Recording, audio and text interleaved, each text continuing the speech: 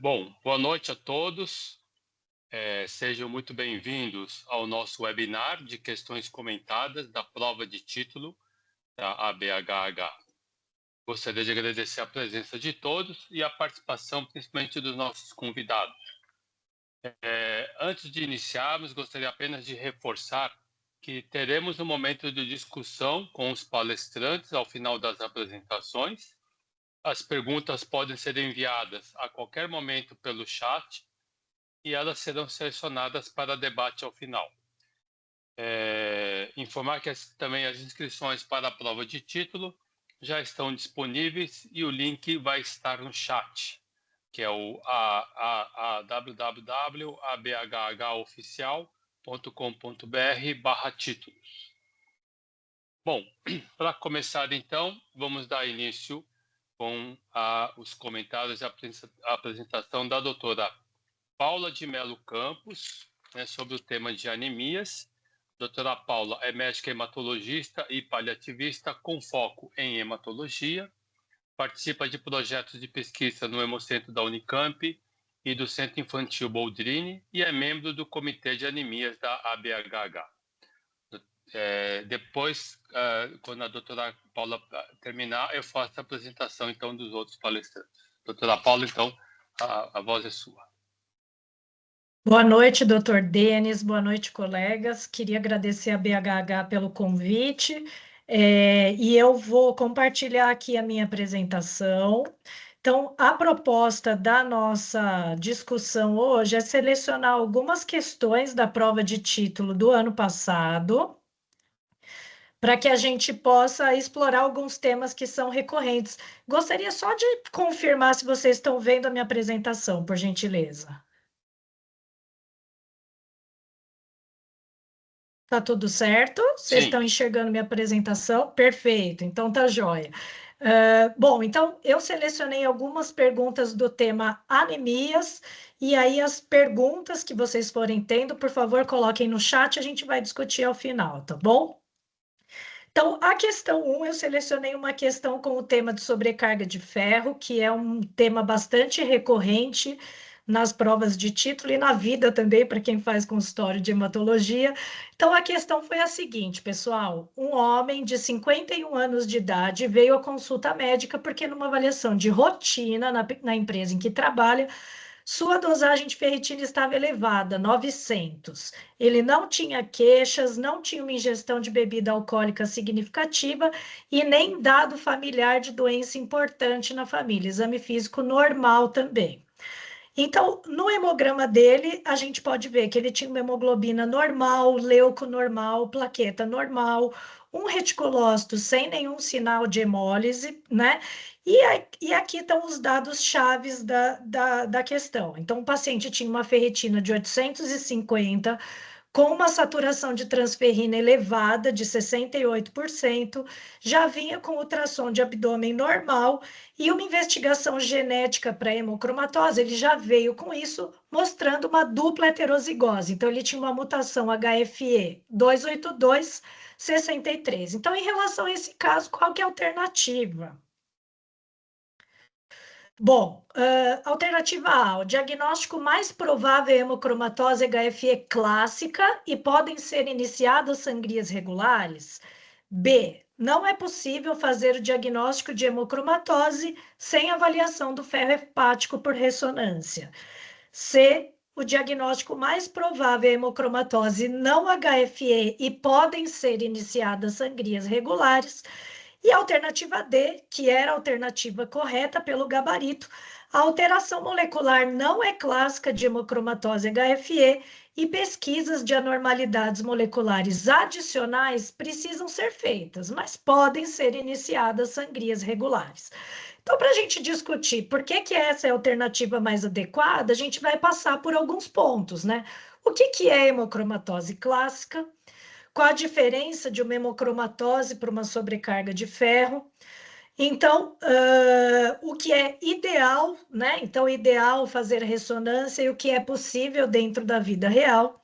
E, por fim, qual o perfil de mutações que a gente encontra aqui no nosso cenário e quais seriam essas anormalidades moleculares?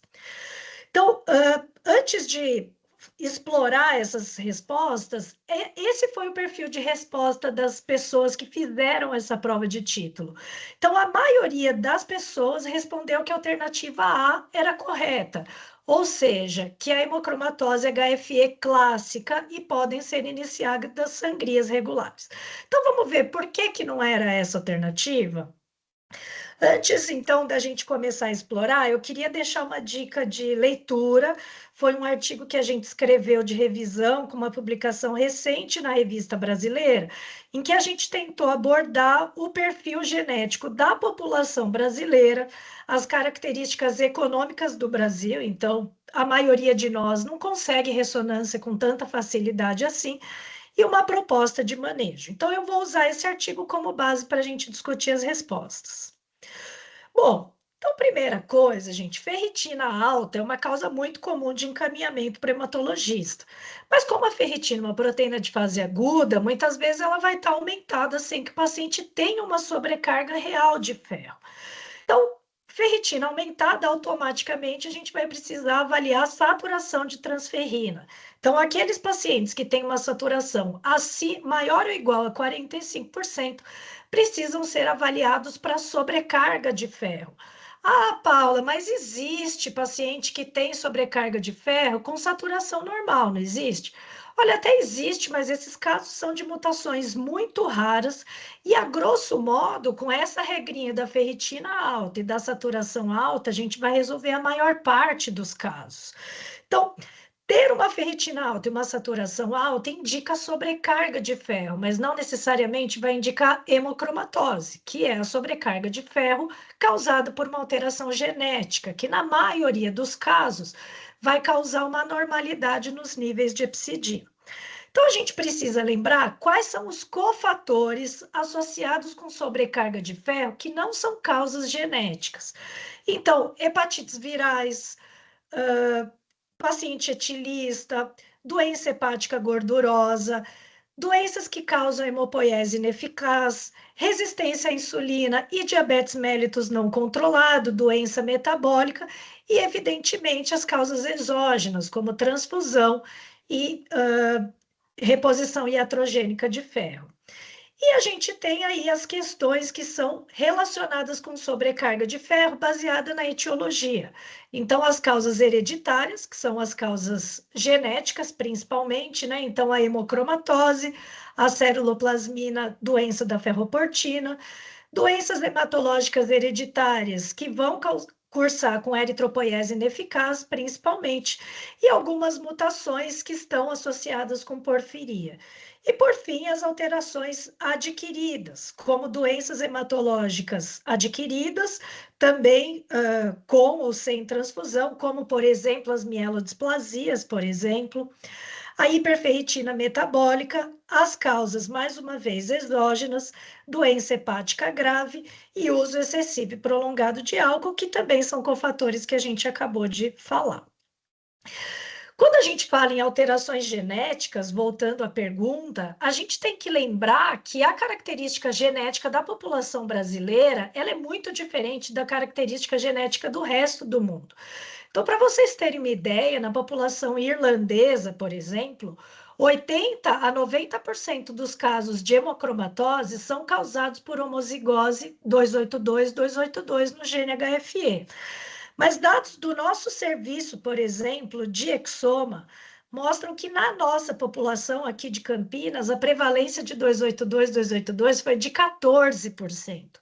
Então, isso indica que na nossa população, e esses dados se replicam em outros serviços ao longo do Brasil que fizeram a mesma coisa, eles mostram que na nossa população em particular, o papel das outras mutações e dos cofatores ambientais é muito importante. Então, a classificação da sociedade, a nova classificação, a classificação mais recente da BioIron, que é reconhecida como a classificação mais atual no momento, ela classifica a hemocromatose, ou seja, as causas genéticas, basicamente em relacionadas a mutações do HFE, não relacionadas à mutação do HFE, e aqui eu destaco algumas causas de hemocromatose que são muito precoces na vida e muito graves, como mutações, por exemplo, na hepcidina, alterações digênicas, que são mais de um gene alterado, e aquelas que são indefinidas do ponto de vista molecular, seja porque você investigou e não encontrou, seja porque você não pôde investigar mais a fundo essas mutações. E aí eu vou voltar aqui nas mutações do HFE, gente. Então, o que é uma mutação HFE clinicamente relevante para causar um fenótipo de sobrecarga de ferro? Basicamente, 282, 282 em homozigose. Eles até consideram a dupla heterozigose 28263 como uma causa possível de sobrecarga de ferro, mas aqui ele coloca um adendo importante, que é a chave da resposta dessa pergunta.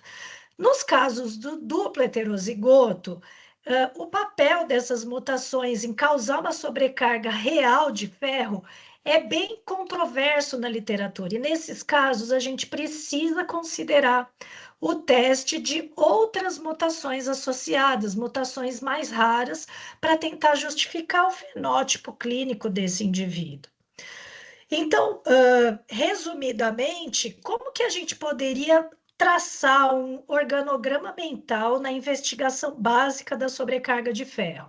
Então, como eu falei, pacientes com ferritina alta, a gente vai avaliar a saturação de transferrina, provas de hemólise, se existe alguma morfologia ou alguma doença hematológica.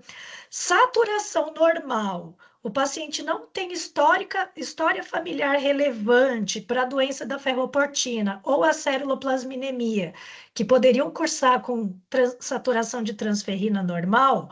Bom, nesse caso, a gente vai investigar as causas secundárias de sobrecarga de ferro. Ah, ele tem uma história familiar, uma suspeita clínica de alguma dessas doenças, a gente vai seguir a investigação. Lá do outro lado, mais comum, saturação aumentada, paciente com ou sem sinais e sintomas de sobrecarga de ferro, não tem um risco adquirido para deficiência de hepcidina, como a gente falou, aí a gente vai fazer o teste genético 282, 282 em homozigose, hemocromatose relacionada a HFE.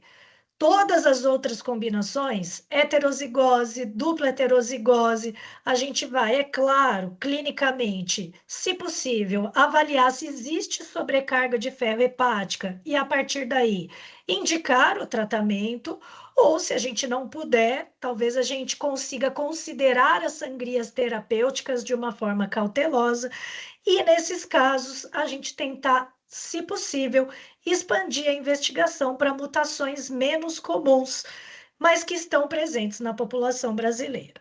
Tá certo? Então, voltando ao nosso caso, a gente tem aquele homem de 51 anos com aumento de ferritina, com aumento de saturação de transferrina. Então, a gente consegue ver que ele é um duplo heterozigoto. Como vimos, ele não pode ser considerado um caso de hemocromatose clássica. O diagnóstico de sobrecarga de ferro é bem legal quando a gente consegue a ressonância, mas nos casos em que a gente não dispõe da ressonância T2, a gente pode indicar sangria cautelosa e observar a resposta clínica dos pacientes. E, portanto, a gente ficaria com duas opções. O diagnóstico é mais provável, é hemocromatose não HFE e podem ser iniciadas sangrias. Bom, uma vez que a gente não tem esse perfil genético expandido, a gente não consegue dizer isso. E essa alternativa aqui seria a mais adequada. Então, a alteração molecular não é clássica de hemocromatose HFE, ok? Não é clássica, não é 282, 282. As pesquisas de anormalidades moleculares adicionais precisam ser feitas, é claro, dentro das possibilidades de cada um, mas podem ser iniciadas as sangrias regulares. Então, essa era exatamente a resposta do gabarito, tá bom? E na mesma prova, só para vocês verem, caiu uma outra pergunta de sobrecarga de ferro, essa aqui bem mais fácil. Então, era um paciente de 48 anos, homem, com uma queixa de fadiga crônica, artralgia e persistência de ferritina sérica elevada, então 2.100 de ferritina.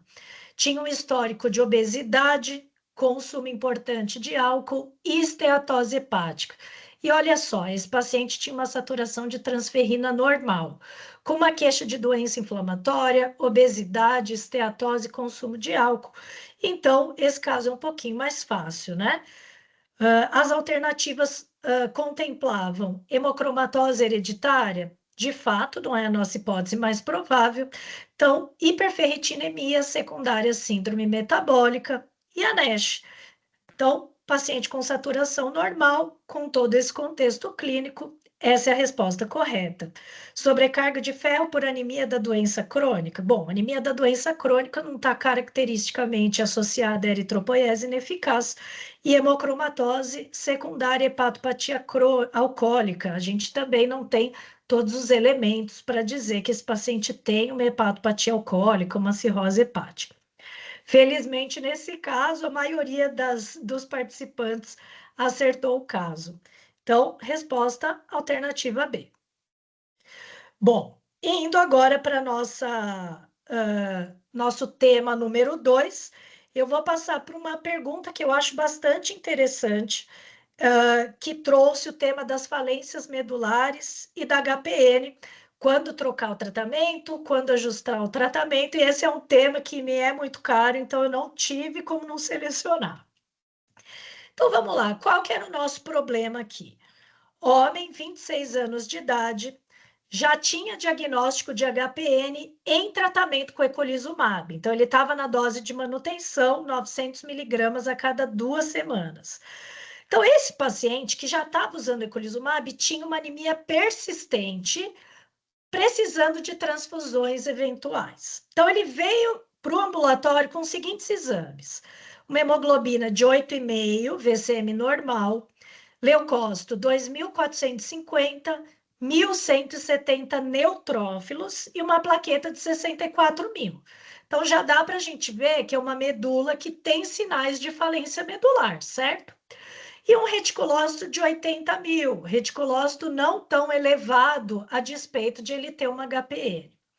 O LDH dele era menos do que 1,5 vezes o limite superior da normalidade, então um LDH praticamente normal. E essa pergunta fez a seguinte pergunta para a gente: qual a conduta mais adequada nesse momento?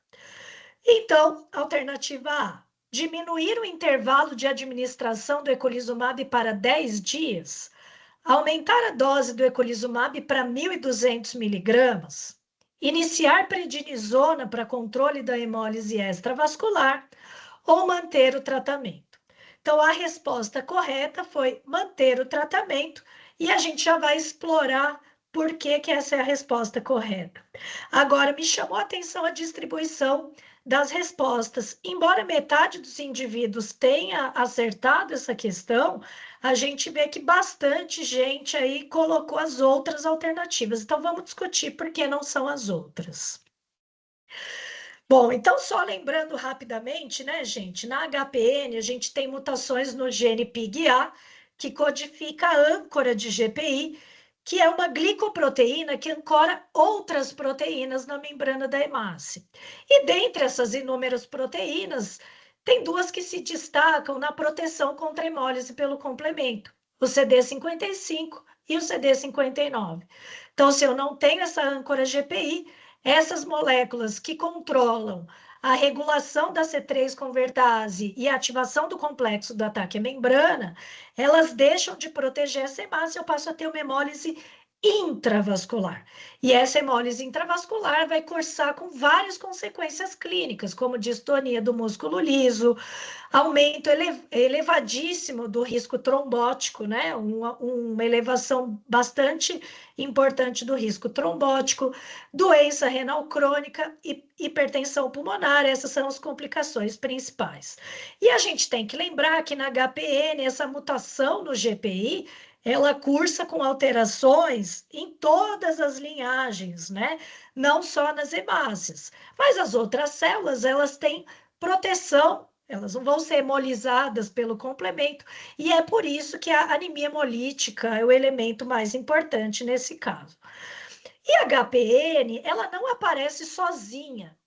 existe um dado epidemiológico que mostra que 0,02% de todos os adultos saudáveis do mundo têm um clone HPN. E por que é que esses indivíduos não desenvolvem HPN clínica? Por que que eu, você, nesse momento, a gente não tem HPN? Bom, existe essa associação epidemiológica muito grande com as falências medulares. A gente sabe que 50 a 60% das aplasias têm clone HPN positivo e 20% das SMDs. Isso acontece porque é essa disfunção imune dessas falências medulares que faz o clone de HPN emergir. Aí vocês vão falar, Paula, não sei não, eu já tive paciente no meu ambulatório que quando eu olhei o hemograma não tinha neutropenia, não tinha plaquetopenia, esse cara tinha falência medular mesmo. Aí eu trago para vocês esse estudo que é super elegante. Eles avaliaram aqui do lado esquerdo, ó, controles saudáveis, então a gente pode ver valores de reticulócito, neutrófilo e plaqueta. Aqui na figurinha do meio, pacientes com anemia plásica grave, então valores de reticulócito, neutrófilo e plaqueta compatíveis com anemia plásica grave. E aqui do lado, a gente consegue ver valores em um paciente com HPN. Aqui no mais escurinho, na cor mais escura, a gente consegue ver que nesse paciente com HPN, os valores de reticulócito, neutrófilo e plaqueta absolutos estavam normais. Mas a gente vê que na mancha escurinha, vocês conseguem ver, essa mancha escurinha é o clone primordial.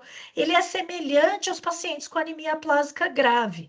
E essa sombra mais clara mostra as contagens celulares que são derivadas das células HPN positivas.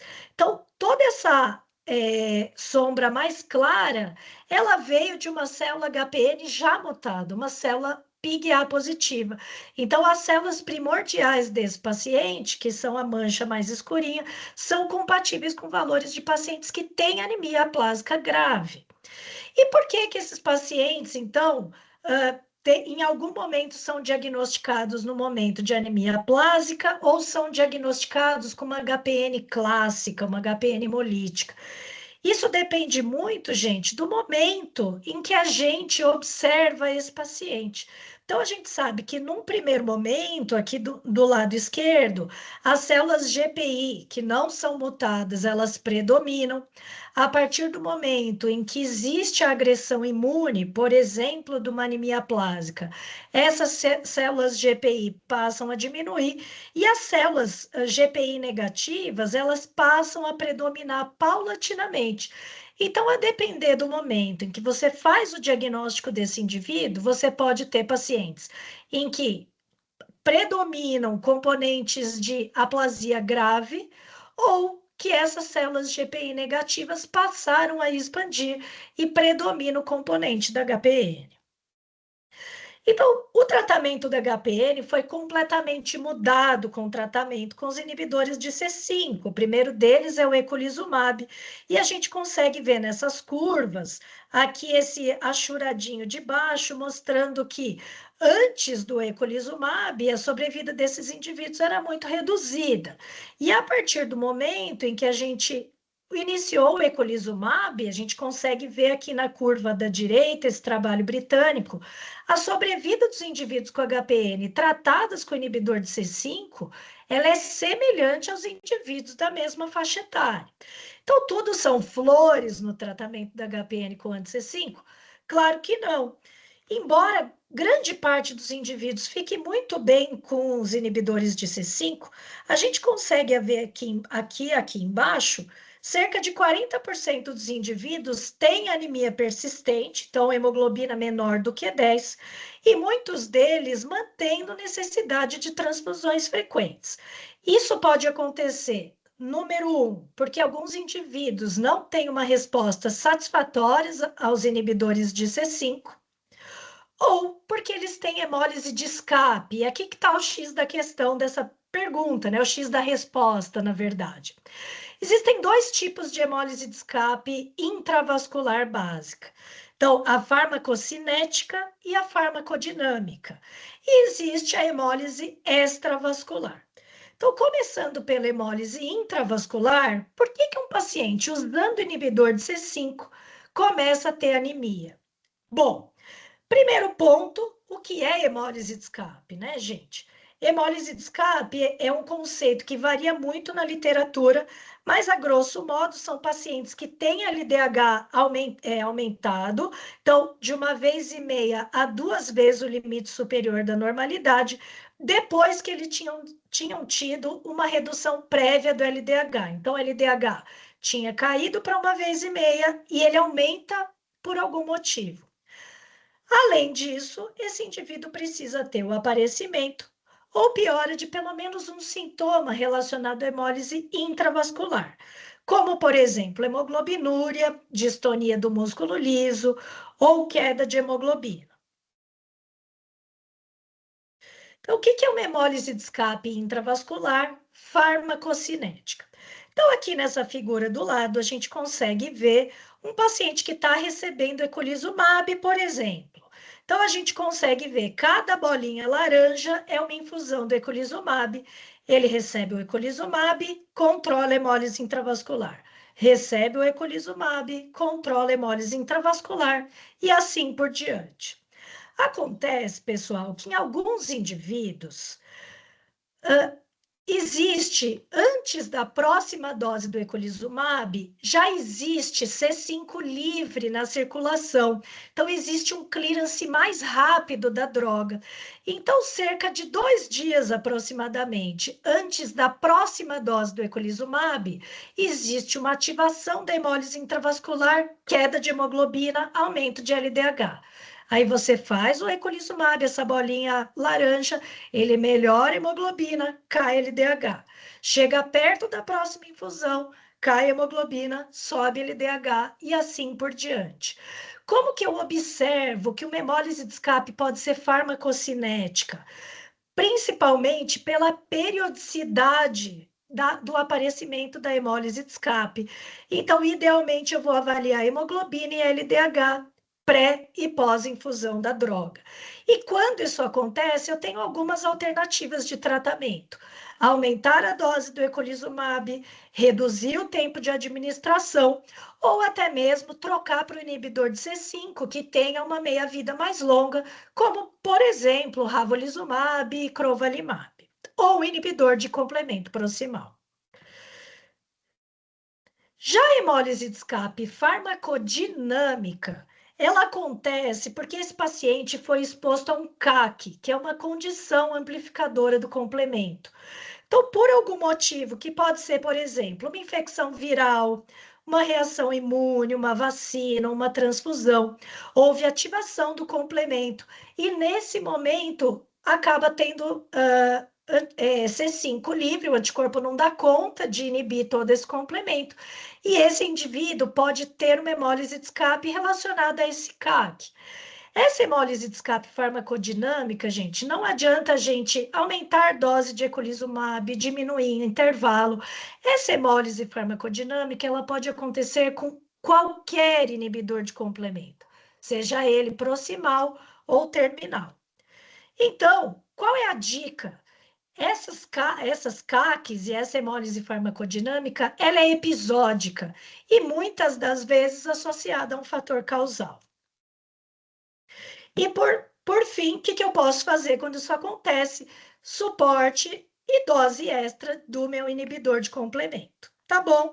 E para finalizar, a hemólise de escape extravascular, ela acontece por um outro mecanismo. Então, quando eu uso o inibidor de C5, eu estou inibindo aqui embaixo a via terminal do complemento.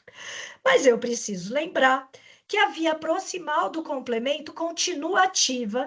Então, a gente consegue ver essa figura de citometria que eu passo a ter ao longo da administração dos inibidores de C5. Aqui, ó, eu consigo ver C3D depositado na hemácia, indicando que eu continuo tendo produção de fragmentos de C3 pela via proximal do complemento. A partir disso, existe uma opsonização das hemácias e um quadro de hemólise extravascular. E, portanto, nesse caso, não adianta eu mudar a dose do eculizumab ou do inibidor de complemento terminal, eu preciso trocar para o inibidor proximal caso haja indicação clínica. Então, para diferenciar as duas condições, o LDH na hemólise intravascular ele é muito mais aumentado do que costuma ser na hemólise extra. Os marcadores de hemólise são elevados em ambos. O cumbis direto pode estar positivo na hemólise extravascular, justamente pela deposição desses fragmentos de C3, e o manejo, como eu expliquei há pouco, ele difere dependendo da causa da anemia. Então, voltando aqui ao nosso caso para finalizar, esse paciente tem alguns dados importantes na história. É uma anemia persistente, ela não é episódica. Esse paciente tem sinais de falência medular. O reticulócito dele é normal, não é aumentado, e o LDH dele é normal. Isso indica que possivelmente ele não está tendo escape de hemólise, e o grande problema dele é falência medular, tá certo? Então, não há benefício em modificar a dose do eco ou de qualquer inibidor de complemento, sem benefício do uso da prednisona, que não é o tratamento aceito para HPN. Então, a resposta é correta: o paciente apresenta panцitopenia e a gente precisa tratar a falência medular e não trocar o inibidor de complemento. Então, era isso, queria agradecer. Estou disponível para as perguntas e passo as palavras novamente para os meus colegas. Muito obrigada. Obrigado, doutora Paula. Excelente apresentação, comentários extremamente pertinentes de doenças, né, situações clínicas que nós vamos ver no nosso dia a dia, né? Principalmente a hemocromatose, que é aquela coisa que todo mundo vai encontrar um dia, vai ter um paciente com hemocromatose no seu consultório, né?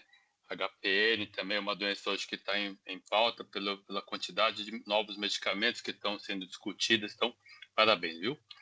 Bom, para dar continuidade, então, vamos convidar o Dr. Arthur Saldanha sobre o tema de hemostasia. Dr. Arthur Saldanha é médico hematologista, atuante no Hemocentro de Alagoas, no Hospital Universitário Professor Alberto Antunes, UFAL, e no Hospital Memorial Arthur Ramos, na Rede DOR. Dr. Arthur, a palavra é sua. Boa noite a todos, boa noite, doutor Denis, obrigado pela introdução. Eu queria só confirmar se todo mundo está vendo a tela em apresentação. Tudo certo, Arthur. Joia. Então, eu vou fazer a discussão da prova de título do ano passado referente ao tema de hemostasia e trombose. E, na verdade, meu objetivo aqui vai ser trazer as duas questões em que a gente conseguiu perceber uma maior divergência em relação às respostas, né? A primeira questão que eu vou trazer é de um menino de 6 anos de idade que deu entrada na unidade de emergência com história de epistaxe, com início a 2 horas, que não se resolveu com medidas locais, incluindo compressão externa, tampão e uso de antifibrinolítico oral. O paciente refere que há 2 meses iniciou uma investigação ambulatorial no serviço de hematologia e já trazia os resultados dos seguintes exames. Então, o paciente tinha uma hemoglobina de 10,8, com VCM de 82, com a contagem de leucócitos normais, com diferencial normal, uma plaqueta de 380 mil, e o paciente já trazia um tempo de protrombina de 12,1 segundos dentro do valor da normalidade, um TTPA de 33 segundos, e aqui é interessante ver que a questão já traz o resultado da triagem da doença de von Willebrand. Se a gente for fazer especificamente para esse paciente, nesse caso, um bleeding score, né, o BAT score, que é o recomendado de ser feito pela Sociedade Internacional de Trombose e Hemostasia, a gente já consegue ver que a gente está diante de uma criança de 6 anos de idade que já pontua pelo menos 3 pontos, porque é um paciente que teve uma epistaxe que necessitou de um tampão local e de uso de um antifibrinolítico oral. Então, mesmo sem saber outros dados da história hemorrágica, esse paciente já pontua, né, 3 pontos no bleeding score, 3 pontos já é alterado na pediatria, e o autor já dá o resultado da triagem da doença de von Willebrand aqui para a gente. E o que é que ele coloca? Ele coloca que o antígeno de von Willebrand é de 68 unidades por decilitro. Ele coloca um resultado da atividade do cofator de ristocetina de 65 unidades por decilitro normal e um nível do fator 8 de 88 unidades por decilitro normal também. E aí o autor traz para a gente esse teste de agregação plaquetária. O grande objetivo dessa questão especificamente é a gente discutir o que é uma agregação plaquetária e o que esse teste de agregação plaquetária mostra para a gente. Eu vou voltar para ele mais na frente, mas com esse teste de agregação plaquetária aqui mostrado nessa imagem, a pergunta é qual a opção terapêutica nesse momento, além do uso do ácido tranexâmico. Então, a opção A, transfusão de crio precipitado. A opção B, transfusão de plasma fresco congelado. A opção C, concentrado de fator 7 recombinante ativado. E letra D, concentrado de fator 8 com fator de von Willebrand. Então, para a gente responder essa questão, a gente precisa saber o que é um teste de agregação plaquetária. Então, o teste de agregação plaquetária é o teste padrão ouro, até os dias atuais, para avaliação da função plaquetária em pacientes com suspeitas de doenças da hemostasia primária. E qual que é o conceito do teste de agregação plaquetária? É que a gente sabe que quando a gente coleta o sangue periférico de um paciente, centrifuga para que de uma forma que a gente consiga produzir um plasma rico em plaquetas, esse plasma rico em plaquetas não vai permitir a transmissão de luz no teste de agregação plaquetária. Então, quando eu tenho aquela plaqueta em repouso, eu não vou permitir a passagem de luz naquela solução. Mas eu posso estimular essa plaqueta de diversas formas. E eu consigo estimular a plaqueta in vitro, inserindo nessa solução alguns agonistas plaquetários. A partir do momento que eu coloco um agonista plaquetário, eu vou ter a formação de agregados plaquetários, eu vou reduzir a turbidez daquela solução e eu vou permitir a passagem de luz. No momento que eu permito a passagem de luz, eu visualizo isso através da formação de uma curva de agregação plaquetária. Então, para fazer um teste de agregação plaquetária, a gente utiliza pelo menos esses agonistas, que são o ADP, a epinefrina, o colágeno, o ácido araquidônico e a histocetina, e eu vou colocar esses agonistas no plasma rico em plaqueta em concentrações conhecidas. Então, eu trouxe aqui, por exemplo, o quanto que a gente pode usar de concentração no ADP. Então, eu posso colocar um agonista como o ADP numa concentração que varia de 0,5 a 20 milimols por litro, e eu vou estar estudando mais especificamente receptores como o P2Y1 e o P2Y12. No momento que eu estou inserindo a epinefrina ou adrenalina naquele plasma rico em plaqueta, nessa solução, né, numa concentração de 0,5 a 10 milimols por litro, eu estou estudando receptores adrenérgicos.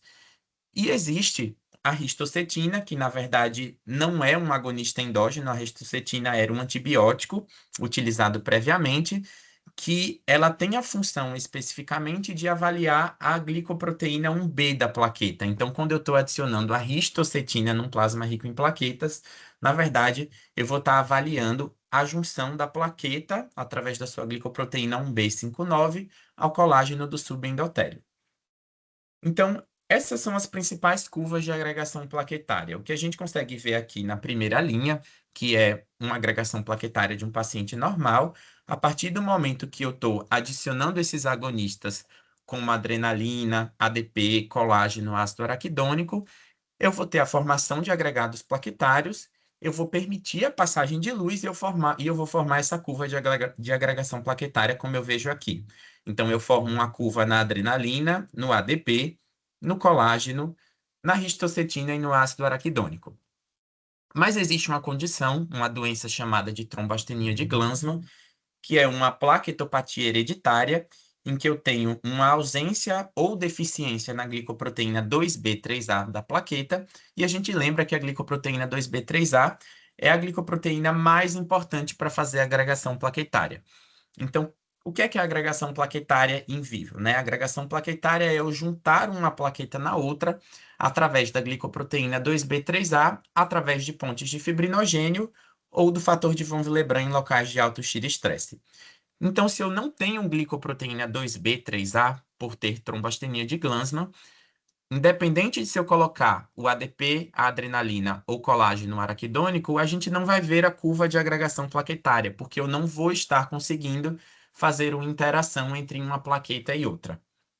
Mas, por outro lado, se eu insiro nessa solução a ristocetina. A ristocetina, como eu comentei, avalia a glicoproteína 1B da plaqueta. Como eu não tenho alterações na glicoproteína 1B da plaqueta na trombostenia de Glanzmann, eu formo somente uma curva de agregação plaquetária com a ristocetina. Por outro lado, se eu tenho outra doença de glicoproteínas plaquetárias, como a síndrome de Bernard-Soulier, aqui eu vou ter uma mutação especificamente no complexo da glicoproteína 1B plaquetária, então eu vou formar uma curva de agregação plaquetária com ADP, com adrenalina, com colágeno e com ácido araquidônico, mas não vão formar com a ristocetina. Então a gente vai voltar agora para a curva de agregação do caso desse paciente. Então, o que a gente consegue ver aqui na região, né, superior à esquerda é que eu tenho nesse primeiro painel aqui descrito a curva de ristocetina em azul, na concentração de 1,25, a ristocetina numa concentração menor de 0,5 e a agregação espontânea de vermelho. Então, o que a gente consegue ver nessa primeira imagem é que eu formei uma curva de agregação plaquetária quando eu submeti esse plasma rico em plaquetas à adição da ristocetina. Eu posso enxergar isso visualmente através da formação da curva ou através dessa amplitude de 88% aqui que está descrito nesse resultado embaixo. Já quando a gente está olhando essa agregação plaquetária do lado direito, aqui eu tenho a epinefrina na legenda em azul, o ADP em preto, o ácido araquidônico em vermelho e o colágeno em verde, e aqui a gente consegue ver que não ocorre a curva de agregação plaquetária. E eu vejo aqui com esses resultados embaixo, 0% de agregação na epinefrina, 0% de agregação no ADP, 14% no ácido araquidônico. Então, a gente vê aqui que não ocorreu agregação plaquetária com nenhum agonista, exceto com a ristocetina, sendo, portanto, uma curva de agregação plaquetária típica de trombastenia de Glanzmann.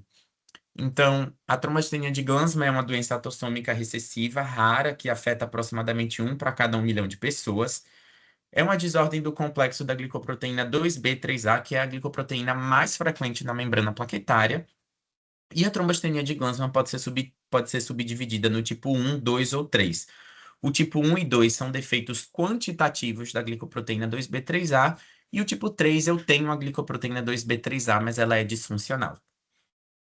As principais manifestações clínicas estão relacionadas a defeitos da hemostasia primária, então vão ser crianças que, em geral, com menos de 5 anos, vão ter petequias, equimoses, epistaxe, gengivorragia, que são frequentes e podem ser fatais, inclusive, e alguns casos podem se apresentar mais tardiamente, como sangramento após desafio hemostático ou sangramento uterino anormal. Em relação ao diagnóstico da trombostenia de Glanzmann, a gente vai ter um hemograma normal, com contagem plaquetária e morfologia plaquetária normal. O hemograma pode mostrar somente uma anemia. A gente vai ter um TAP e um TTPA normais. A gente vai calcular o bleeding score do paciente e primeiro descartar a doença de von Willebrand. Descartado a doença de von Willebrand, a gente vai partir para testes mais específicos, como a dosagem do fibrinogênio, a dosagem do fator 13 da coagulação e a agregação plaquetária. Lembrar aqui que a agregação plaquetária é o padrão ouro, mas é um teste que necessita de um laboratório especializado e pode ser difícil de fazer na pediatria, porque a gente precisa de um alto volume para coleta na pediatria e a gente sabe que aquela coleta traumática pode dar alguns resultados falseados da agregação plaquetária. E aqui, mais uma vez, reforçando que o achado da agregação é ausência no ADP, no ácido araquidônico, no colágeno e na epinefrina, com agregação normal na ristocetina. Para confirmar o diagnóstico, a gente também pode utilizar uma citometria de fluxo, que vai mostrar a perda do CD41 e do CD61, demonstrando uma deficiência da glicoproteína 2B3A, mas alguns subtipos da trombostenia de Glanzmann, como o subtipo 3, pode ter uma citometria de fluxo normal. E, por fim, como é que a gente vai tratar esse paciente do ponto de vista de agentes hemostáticos? Então, a gente pode utilizar o transamin, o ácido tranexâmico. Então, o transamin ele é uma boa terapia para pacientes com sangramento cutâneo ou mucoso. Ele pode ser utilizado sozinho ou em combinação com outras estratégias, na dose de 15 a 20 mg por quilo via oral de 8 em 8 horas.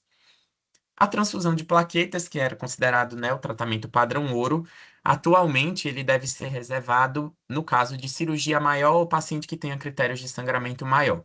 Porque apesar da transfusão ser altamente efetiva, a gente pode, numa transfusão plaquetária na trombostenia de Glanzmann, ter a formação de haloanticorpos e levar aí uma aluminização plaquetária em 25 a 70% dos casos. Aqui a gente está lembrando que eu vou dar um antígeno que o paciente não tem e eu posso ter a formação desses haloanticorpos. Por isso que quando a gente vai transfundir na trombostenia de Glanzmann, a gente preferencialmente faz uma transfusão leucorreduzida e HLA compatível para evitar a luminização, para que futuramente eu não venha ter perda da eficácia em transfusões futuras. Por isso aqui entra o fator 7 recombinante como opção terapêutica, utilizada para pacientes que tenham um sangramento não ameaçador ou para pacientes que sejam aloimunizados. Então, o fator 7 recombinante já foi demonstrado como um agente hemostático capaz de parar o sangramento em pacientes com trombostenia de Glanzmann. Para pacientes que não vão fazer uma cirurgia maior ou para aqueles que já foram aloimunizados, ele é efetivo e a gente pode usar na dose de 90 microgramas por quilo a cada 2 a 3 horas, pelo menos por 3 doses. Então, aqui, mais uma vez, relembrando o caso com agregação plaquetária típica de trombostenia de Glanzmann, o agente terapêutico para esse paciente, além do ácido tranexâmico, é fazer uso do concentrado de fator 7 recombinante ativado. A segunda questão que eu quero trazer é uma questão que é muito mais o dia a dia do ambulatório de hematologia dos pacientes adultos de hemostasia. É de uma mulher de 42 anos que foi atendida numa primeira consulta no ambulatório de hematologia há 2 meses. Ela tinha um histórico de petequia e equimose de início recente, negava febre e o uso de medicamentos. No exame físico, ela tinha equimoses de 3 a 5 centímetros de diâmetro e não tinha outros sinais de sangramento, nem adenomegalias ou hepatosplenomegalia. Na primeira consulta, a paciente tinha uma hemoglobina de 13,5, um VCM de 85, um leucócito de 6.500 e uma plaquetopenia de 9.000. Primeiro, essa plaquetopenia foi confirmada no sangue periférico no esfregaço. O paciente tem um TAP e um TTPA normais. Foram feitas sorologias virais e a pesquisa de um FAN com resultados negativos. E a paciente, como a gente vê bem descrito aqui, recebeu o diagnóstico de plaquetopenia imune, uma PTI primária a princípio. E aí o autor fala que foi iniciada a corticoterapia. Após receber 30 dias de prednisona 1 mg por quilo, a contagem de plaquetas da paciente aumentou para 120.000, sendo então iniciada a retirada da medicação. Daí a paciente retorna em consulta a 15 dias com suspensão total do corticoide e assintomática. No exame físico ela não tem sinais de sangramento e no hemograma ela vem com 15.000 plaquetas. E aí a pergunta é o que fazer nesse momento? A alternativa A é não há necessidade de tratamento, uma vez que a paciente está assintomática. Alternativa B, reintroduzir a prednisona, tendo em vista a resposta prévia. Alternativa C, iniciar a azatioprina como segunda linha. Ou alternativa D, encaminhar a paciente para a esplenectomia. Então, em relação ao tratamento de primeira linha em pacientes com plaquetopenia imune primária, a gente sabe que as terapias mais validadas na primeira linha são o uso do corticoide ou da imunoglobulina. A gente pode utilizar como estratégia do corticoide o uso da prednisona, 1 mg por quilo por dia, e após 3 a 4 semanas iniciar o desmame da medicação e suspender esse corticoide após 2 meses do início da terapia, ou eu posso tratar o paciente com blocos de dexametasona 40 mg por 4 dias. E aqui eu preciso lembrar do objetivo do tratamento da PTI. Então, o objetivo do tratamento da PTI é, primeiro de tudo, evitar o sangramento espontâneo. Então, não necessariamente eu preciso normalizar a contagem plaquetária, mas eu preciso deixar o paciente com a contagem de plaquetas em que ele não venha a ter sangramento espontâneo. E, em geral, é recomendado no adulto que a gente trate o paciente quando ele tem uma contagem plaquetária menor do que 20 a 30.000 plaquetas. A partir do momento que eu trato o paciente com PTI, eu digo que ele entra em resposta completa quando ele ultrapassa 100.000 plaquetas, ou eu digo que ele entrou em resposta parcial quando ele dobra a contagem plaquetária desde que esse valor ultrapasse 30.000 plaquetas. E o que é que a gente sabe do racional da terapia de segunda linha? Primeira informação que a gente precisa ter aqui do adulto é que a PTI no paciente adulto é diferente da PTI pediátrica. O adulto, ele cronifica. 70% dos adultos vão ter uma doença crônica com episódios de recaída da plaquetopenia imune que muitas vezes vão ter necessidade de tratamento a longo prazo. Então, apesar do corticoide ser altamente efetivo, a taxa de resposta inicial é acima de 80%, a manutenção de resposta em 6 meses a 1 ano é somente em 20 a 30%. Então, é quase que a regra aqui no paciente adulto que ele vai usar corticoide e na suspensão, em algum momento ele vai recair. E a gente precisa ter o conceito também que o uso crônico de corticoide deve ser evitado, que a gente deve limitar, idealmente, o uso de corticoterapia por até 2 meses. E quando que a gente inicia a segunda linha? Então, a gente inicia a segunda linha nos pacientes que são córtico-dependentes, ou seja, aqueles pacientes que eu começo a desmamar o corticoide e recai, ou para aqueles pacientes que são córtico-refratários, que são aqueles pacientes que não respondem inicialmente. São aproximadamente 10 a 15% dos pacientes com PTI primário. O que é que recomenda o protocolo clínico de diretrizes terapêuticas atual brasileiro? Então, ele indica a terapia de segunda linha para pacientes que têm uma contagem plaquetária persistentemente menores do que 30.000 e que já utilizaram ou têm a contraindicação à terapia de primeira linha. E ele define um paciente córtico dependente como aquele que utilizou corticoterapia por mais de 8 semanas. Então, quando a gente vê para esse caso, e isso foi muito bem descrito na questão, a paciente usou prednisona 1 mg por quilo. No 30º dia de avaliação, ela estava em resposta completa, porque ela aumentou de 9.000 para 120.000 plaquetas. Corretamente foi iniciado o desmame e a paciente retorna, né, após 15 dias da suspensão do corticoide com 15.000 plaquetas. Por fim, qual que é o fluxograma do tratamento atual da PTI conforme o PCDT brasileiro, né, que foi publicado esse ano e que trouxe aí algumas alterações em relação ao tratamento da PTI. Então, primeiro, que a gente deve confirmar o diagnóstico naqueles pacientes com menos de 100.000 plaquetas, investigar causas secundárias de plaquetopenia. Eu tive o diagnóstico de PTI primária, eu vou avaliar a necessidade de um início de um tratamento. Quando é que eu vou iniciar? Em geral, plaquetas menores do que 30.000. O paciente tem menos de 30.000 plaquetas, eu vou usar prednisona, ou dexa, ou metilprednisolona ou imunoglobulina humana. O meu paciente respondeu, eu suspendi aquela terapia, persistiu com contagem plaquetária acima de 30.000, eu só observo. Mas se eu estou diante de um paciente que tem PTI por mais de 3 meses, que é refratária, ou seja, não respondeu ao corticoide, ou que é dependente de corticoide, que é justamente o enunciado dessa paciente, aqui, conforme o PCDT, ele orienta que a gente utilize a estratégia da imunossupressão com azatioprina, ciclofosfamida ou rituximab.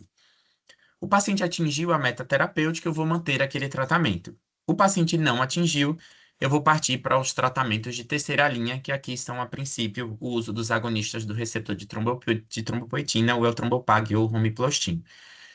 Então, voltando para o caso da paciente, a alternativa correta é iniciar a azatioprina como segunda linha terapêutica. Teve muita divergência nas respostas dessa questão, e aí eu queria comentar um pouco cada enunciado. A letra A está errada porque a paciente tem menos de 30.000 plaquetas, e apesar dela não estar sangrando, ela tem risco de sangramento espontâneo. Então, mesmo um paciente com 15.000 plaquetas assintomático, a gente precisa iniciar, a princípio, alguma terapia, por isso a letra A está errada. A letra B foi a alternativa mais marcada, que foi reintroduzir a prednisona, tendo em vista a resposta prévia. Aqui a gente precisa lembrar primeiro que o paciente já fez uso por mais de 2 meses do corticoide e que no momento ele não está sangrando. Então ele não precisa de uma corticoterapia nesse momento para evitar um sangramento maior. Então, reintroduzir a prednisona aqui, apesar de saber que provavelmente o paciente vai responder, eu vou estar adicionando muitos efeitos colaterais deletérios, hipertensão, dislipidemia, diabetes, catarata. Então, aqui a gente deve evitar o uso de corticoide a longo prazo. A resposta correta da questão é iniciar a azatioprina como segunda linha terapêutica, e a alternativa D está errada porque a esplenectomia atualmente, segundo os protocolos, deve ser evitada no primeiro ano do diagnóstico de PTI, porque essa doença pode remitir espontaneamente, além de que a esplenectomia atualmente fica reservada para casos mais tardios, né, para pacientes que falham outras terapias orais. A recomendação do guideline da ASH, do último guideline de PTI de 2019, recomenda que, como segunda linha, a gente utilize ou o anti-CD20, o rituximab, ou o agonista do receptor de trombopoetina. Então, se tivesse uma alternativa falando de usar um agonista do receptor de trombopoetina ou rituximab, também não estaria errado. Mas, dentre essas alternativas, conforme o PCDT brasileiro, o que se encaixa melhor é o uso da azatioprina. Então, queria agradecer pela atenção de todos. Fico à disposição no final para as dúvidas. Muito obrigado. Muito obrigado, doutor Arthur. Excelente apresentação. Também de temas que todo mundo acaba pegando o paciente, né, com trombocitopenia imune, e sempre fica essa dúvida do que fazer na emergência, principalmente como fazer o manejo a nível de consultório, né? Parabéns. Bom, então agora, para dar seguimento, vamos convidar a doutora Carla Dinardo para falar sobre o tema de hemoterapia. Doutora Carla é coordenadora da Divisão de Imunematologia da Fundação ProSangue, Hemocentro de São Paulo, e tem uma ampla experiência na área. E, além disso, eu tenho o prazer de dividir com ela o trabalho junto às ligas acadêmicas. A Carla, junto com a Dani, deram um sangue novo para o grupo que trabalha com ligas acadêmicas. Então, doutora Carla, está por aí? Obrigada, doutor Denis. Eu estou tentando Então, tá compartilhar, mas está dando algum erro no compartilhamento. Qualquer coisa, eu posso pedir para o Gabi também compartilhar, e aí eu vou pedindo para passar. Eu estou habilitada para compartilhar?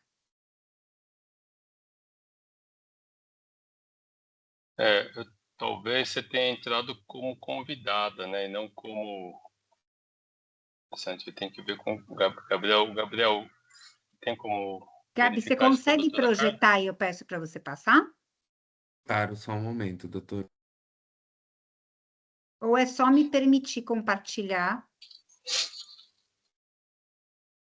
Eu acho que eu ainda tenho a gana de residência. Você não sabe, por isso que eu entrei como convidada. Brincadeira, pessoal. A menina novinha. Você vê, não, agora que eu estava vendo as questões comentadas, a gente vê como que mudou, né, as coisas, e graças a Deus a hemoterapia também foi mudando, né? Obrigada, Nossa, Gabi, eu vou ficar te usando para pedir para passar, tudo bem?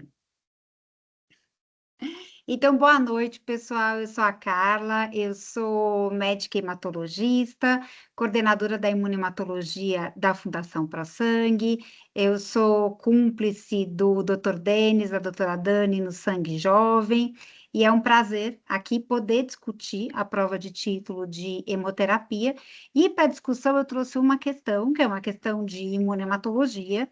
É muito importante que vocês saibam que a imunematologia, ela nas provas, ela tem se voltado muito para uma parte clínica, então eu escolhi uma questão que ela era realmente uma junção da parte clínica com a parte laboratorial, mas ela traz muitas informações e ela foi considerada uma questão difícil. Então é por isso que é importante que a gente discuta, porque a doença hemolítica do feto do recém-nascido, ela é frequentemente cobrada quando parte da imunemato. Pode passar, Gabi. Então, a questão, a gente tinha uma primigesta de 24 semanas, que tinha um feto apresentando derrame pleural e ascite no exame ultrassonográfico de rotina. E nos exames complementares, que os exames de rotina pré-natal, ela tinha uma tipagem A, RHD negativa, uma pesquisa de anticorpos irregulares positiva, e na identificação ela tinha um anti-M e um anti-Liusat, tinha esses dois anticorpos. Ela referia já ter sido transfundida quando ela era criança, numa cirurgia cardíaca, e também ela já tinha recebido a imunoglobulina anti-D por gestação ectópica há 2 anos. Então, a questão ela vai perguntar ou vai afirmar algumas coisas com relação a essa gestante, e nosso papel aqui é discutir por que que a alternativa C é a correta. Então, a alternativa A fala que o anticorpo envolvido na patogênese da anemia fetal é provavelmente um anti-D em formação, porque a paciente ela é RH negativo. A alternativa B vai dizer que o anti-Liusat pode ter ocorrência natural e está envolvido em casos raros, porém graves, de doença hemolítica do feto e do recém-nascido. A alternativa C vai dizer que o anti-M justifica a anemia fetal e que esse caso tem que ser manejado com transfusão intrauterina. E a alternativa D diz que os anticorpos identificados não justificam o quadro que o feto tem, então você tem que avaliar uma outra causa de hidropsia fetal. Pode passar a próxima. Então, o que a gente vai definir como doença hemolítica do feto e do recém-nascido? É uma anemia fetal que vai ser causada pela ação de anticorpos maternos, que são de classe IgG, que vão atravessar a barreira plaquetária e vão ter ação nos eritrócitos fetais ou nos precursores eritroides fetais. Então, a fisiopatogenia típica da doença, eu tenho uma primeira gestação e que eu tenho um feto que é antígeno positivo. Eu, em algum momento, quer por uma situação traumática ou quer porque eu cheguei numa fase em que eu já tenho uma comunicação maior do feto com a mãe, eu vou ter a circulação materna inundada com alguns antígenos eritrocitários que são incompatíveis e, tipicamente, essa mãe, ela, no caso do RH, que é o RHD, o principal antígeno envolvido na doença hemolítica do feto do recém-nascido, essa mãe, ela desenvolve um anticorpo, e esse anticorpo, na próxima gestação, vai levar a um quadro potencial de doença hemolítica do feto do recém-nascido. Isso é diferente, por exemplo, do que a gente tem na púrpura trombocitopênica alimune neonatal, em que eu posso ter a alimonização materna e a plaquetopenia fetal durante a mesma gestação. Então, a mãe desenvolve os anticorpos contra os antígenos fetais e esses anticorpos já passam a ter ação na primeira gestação. No caso eritrocitário, eu tenho uma primeira exposição e depois, numa segunda gestação, é que eu vou ter a ação desses anticorpos se eles foram formados. Agora, o que a gente tem que sempre lembrar é que a atenção à história, porque se essa mulher já foi transfundida ou se essa mulher já teve abortamento, gestação ectópica, ela já teve contato com antígenos que são não próprios. Então, ela já pode estar sensibilizada e apresentar complicação na primeira gestação. Pode passar. Então, como que a gente vai ter a fisiopatogenia da doença hemolítica do feto e do recém-nascido? Agora você pode ir passando na sequência, Gabi, porque é um monte de animação, você já pode passar tudo. Pode ir para o próximo. Então, eu tenho no sangue materno anticorpos que são de classe IgG. IgM não vai cruzar a barreira plaquetária. Esses anticorpos são de classe IgG e principalmente de subclasse GG1 e GG3. Eles vão atravessar a barreira placentária e eles vão causar hemólise no feto ou eles vão atuar em precursor eritroide, causando uma hemólise intramedular. E o que eu vou ter decorrente da anemia? Um estímulo à eritropoiese fetal.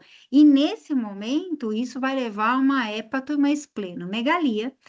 O fígado, que tem a função de produzir a albumina, vai reduzir a produção da albumina, então eu reduzo a pressão oncótica, começo a ter edema e derrame cavitário, até ter o quadro clássico da história natural de uma doença hemolítica do feto do recém-nascido, em que eu tenho um feto igual da história. Era um feto edemaciado e um feto com derrame cavitário. Então, derrame pleural, ascite, isso tudo chama atenção, porque aponta para um quadro de anemia muito severa no feto, e se eu tenho um anticorpo materno, a primeira avaliação que eu vou ver é se esse anticorpo tem ou não o potencial de justificar essa anemia fetal.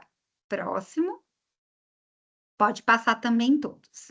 E no pós-nascimento, se você deixar na história natural, esses anticorpos vão continuar atuando nesses eritrócitos. Eu tenho um fígado do recém-nascido que tem uma capacidade mais baixa e lenta de fazer a conjugação da bilirrubina, eu tenho um acúmulo de bilirrubina que pode ser em sistema nervoso central. Então, eu tenho o quadro clássico de kernícteros, em que eu tenho manifestações diversas nesse neonato, hipertenia, hipotenia, convulsão, coma, que pode ter sequela. Então, é por isso que a gente atua desde a vida fetal hoje, para quando a gente chegar no pós-natal, já ter uma condição de nível de anticorpo sensibilizando os eritrócitos menor e esse recém-nascido poder passar sem um acúmulo de bilirrubina significativo. Próximo. Então, o que chama já a atenção na questão? Quando você olha, a impressão que você tem é que esta mulher é uma primigesta. e que, neste momento, por que ela teria um anticorpo que justificaria uma anemia hemolítica fetal? Então, as pessoas podem ficar atraídas à alternativa D. Não tem como, porque essa mulher está na sua primeira gestação.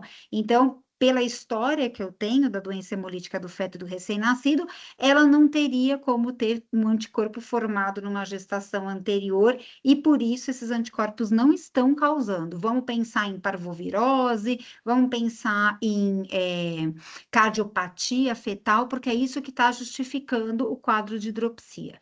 Mas ela já foi transfundida quando criança, então ela já teve um primeiro evento de sensibilização.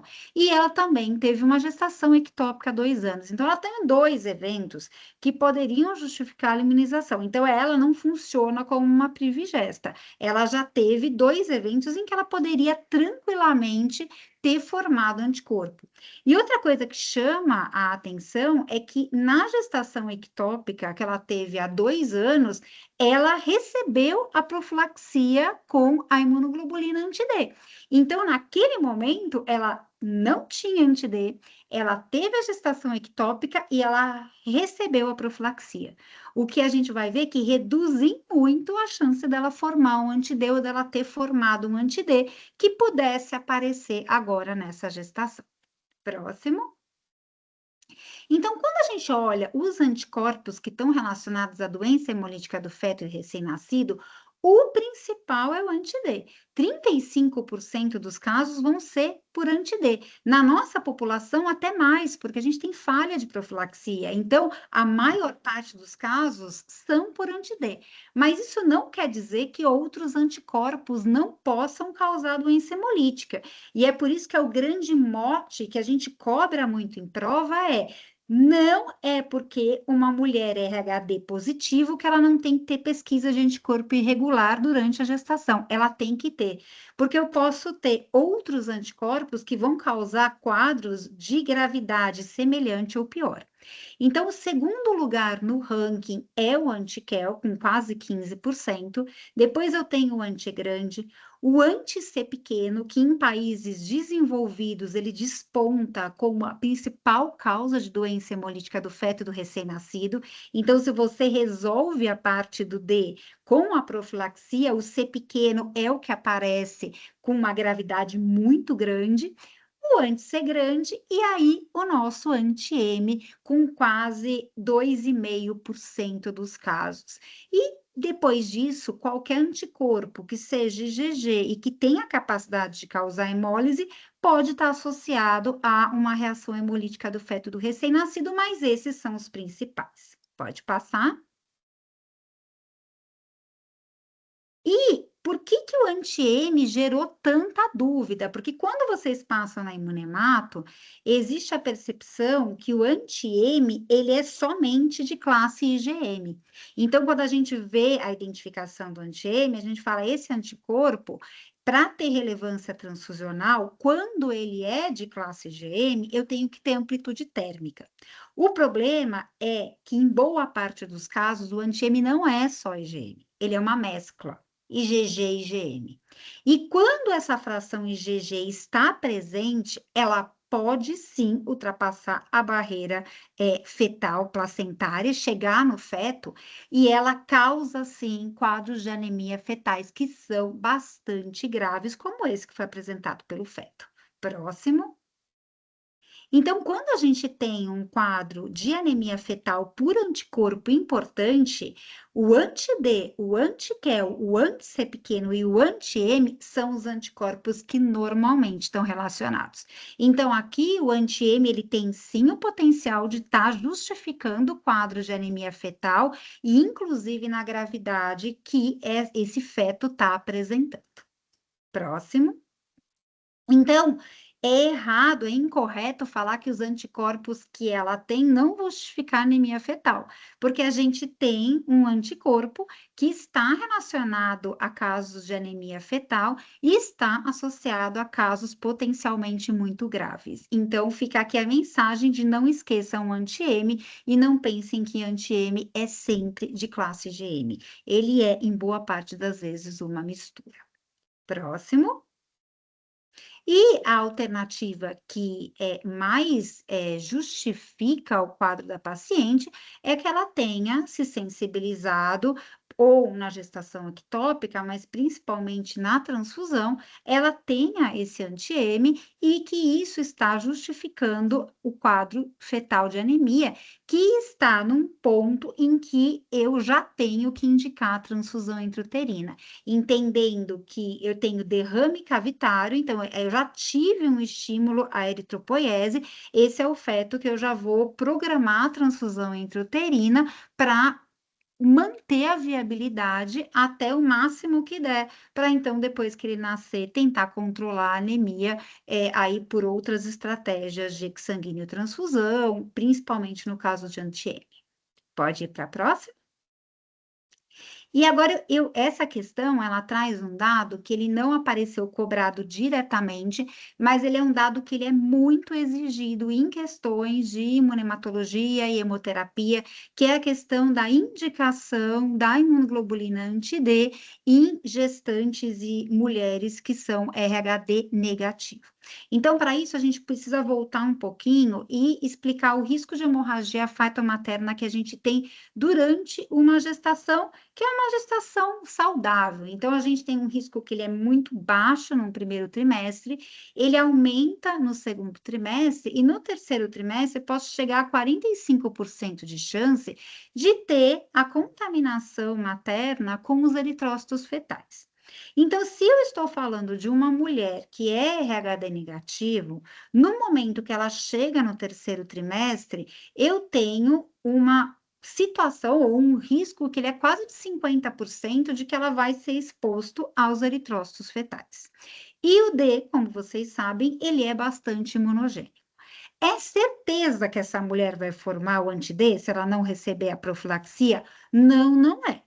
Mesmo porque nós temos exemplos de mulheres que nunca receberam a profilaxia, já tiveram várias gestações com fetos que eram D positivos e nunca formaram anti-D. Porque nisso existem outros fatores envolvidos, como a resposta própria da mulher e uma coisa que também é questão de prova, mas que não apareceu, que é a presença de compatibilidade ABO. Então, quando eu tenho incompatibilidade ABO, mãe, feto, principalmente mãe de tipo O e feto de tipo A, eu tenho um menor risco de formação de anti-D. Então, isso é um fator protetor. Então, além de ter a resposta da mulher, eu tenho outros fatores, como, por exemplo, a incompatibilidade ABO, que vão aumentar ou não o risco dela formar anti-D. Mas fato é que se eu tenho uma mulher RHD negativo grávida, no momento que ela chegar no terceiro trimestre, ela tem um risco substancial de ser exposta ao antígeno fetal incompatível, que no caso é o D. Pode ir para o próximo. Então, é por isso que a gente recomenda a imunoglobulina anti-D, que é o Rogan, como profilaxia para evitar que gestantes que são RHD negativo formem o anti-D. E esta profilaxia, ela é muito eficaz. Então, antes da profilaxia, a gente tinha mais ou menos 1% dos neonatos acometidos de gestantes que tinham o anti-D, e o óbito era 1 a cada 2.000 nascidos vivos, quer dizer, era muito alto. Próximo. Depois da profilaxia, e inicialmente ela é indicada somente no pós-parto, a gente reduziu dramaticamente a incidência da doença hemolítica do feto do recém-nascido por anti-D, porque a gente reduziu a formação de anti-D nessas mulheres. Então, hoje, isso vai girar em torno de 0,4 para cada 1.000 nascidos vivos, lembrando que em locais em que você tem falha de profilaxia, e o Brasil, infelizmente, figura como um lugar em que a gente ainda tem bastante falha da imunoglobulina anti-D, a gente vai ter uma frequência que é maior. Em locais em que você conseguiu controlar o anti-D, você começa a ter o aparecimento ou uma proporção maior de casos que são de anti-QEL e de anti-C pequeno e de anti-M, e isso é quase uma marca de desenvolvimento desse país. Próximo. E qual é o papel da imunoglobulina anti-D? Porque todas as vezes as pessoas perguntam, poxa, por que a gente tem falha de profilaxia. A gente tem falha de profilaxia porque a imunoglobulina anti-D é um produto caro, porque ele vem de pessoas aloimunizadas com anti-D que doam. Tem países que estimulam a formação de anti-D em pessoas, depois coletam. Tem países que detectam o anti-D, por exemplo, em doadores e fazem a coleta para você fazer a produção. Você não conseguiu até hoje fazer um hibridoma que consiga produzir o anti-D e enfiar na gestante? Já conseguiram. Mas ele funcionar para a função que você quer já é um desafio, porque parte do que você forma acaba, às vezes, até estimulando a formação de anti-D. Então, é isso que eu vou tentar explicar para vocês, que não é tão simples, é por isso que a gente precisa ainda do produto humano. Então, normalmente, eu tenho uma mãe, RHD negativo, com feto RHD positivo, eu tenho uma exposição primária e eu vou formar o anti-D. Próximo, só vai mudar a setinha. Quando eu tenho uma segunda gestação, eu tenho os eritrócitos fetais sensibilizados pelo anti-D, e aí eu vou ter um quadro de hemólise. Próximo. O que acontece quando eu faço a imunoglobulina? Então, aqui tem a injeçãozinha com a imunoglobulina. No momento que esse eritrócito fetal entra na circulação materna, e isso quer no final do terceiro trimestre ou quer no pós-parto, eu recubro ele com anticorpo. E no momento em que eu recubro ele com anticorpo, eu consigo estimular o Fc-γ-R certo para ter uma resposta inibitória. Então, não é só que eu engolfo e aquele antígeno some da minha vida, porque eu podia engolfar e apresentar e formar uma resposta. Na verdade, eu engolfo ele estimulando o Fc-γ-R, que é inibitório. Então, é por isso que eu consigo evitar a formação de anti-D. Próximo. E aqui a questão de prova é de quando eu vou indicar para uma gestante RHD negativo a imunoglobulina anti-D, que é na 28ª semana e até 72 horas pós-parto. Em qualquer situação que eu tenha um risco aumentado de hemorragia feto-materna, então abortamento, trauma abdominal, sangramento durante a gestação ou qualquer procedimento. E a imunoglobulina anti-D vai positivar a pesquisa de anticorpos irregulares, mas de forma transitória e não permanente. Então, não tem como esta mulher ter recebido uma imunoglobulina há 2 anos e ainda está com a pesquisa positiva. Essa resposta ela é transitória, ela vai durar no máximo 3 meses. Depois disso, essa imunoglobulina vai embora e eu não vou identificar ela no painel. Então, é por isso que não há a possibilidade de eu ter, por exemplo, um anti-D em formação, não há a possibilidade disso ser o Rogan nessa resposta. Ela tem uma pesquisa negativa, nesse caso, ela não tem um anti-D. Então, não é o anti-D que está causando a hemólise fetal. Mesmo porque, para o anti-D ter relevância para o feto, ele tem que estar num título que seja relevante. E esse título é 16 a 32.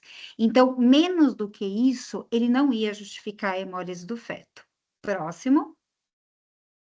E lembrando uma outra questão de prova de imunemato, agora é hora de vocês pegarem o papelzinho, porque isso daqui a gente adora perguntar. A gente tem a situação em que no painel de identificação da gestante aparece o anti-D mais C. Só que o anti-D mais C, ele pode ser um anti-G. E aí, o que a gente tem que pedir para o laboratório fazer, quando aparece o D mais C, a distinção se essa gestante tem o anti-D com o anti-C, ou se ela tem o anti-G e o anti-C, ou só o anti-G. Porque qual é o recado? Se não tiver anti-D, eu vou ter que fazer a profilaxia.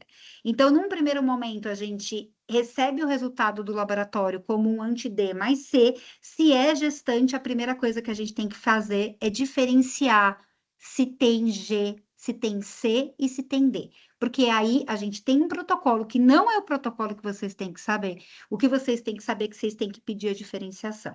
E se a resposta vier sem D, eu vou indicar o Rogan como se esse anti-D nunca não tivesse aparecido no painel. Próximo.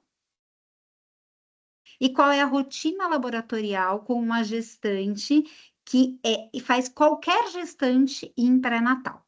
Pode seguir. Eu vou fazer a tipagem, a pesquisa de anticorpos regulares de todas as gestantes. Não é só de quem é RHD negativa, é de todas. Próximo. Se a pesquisa é negativa e essa gestante é RHD negativo, eu vou indicar a profilaxia com Rogan durante os períodos que a gente tem por lei. Próximo. Se a pesquisa de anticorpos irregulares for positiva, eu tenho que identificar o anticorpo.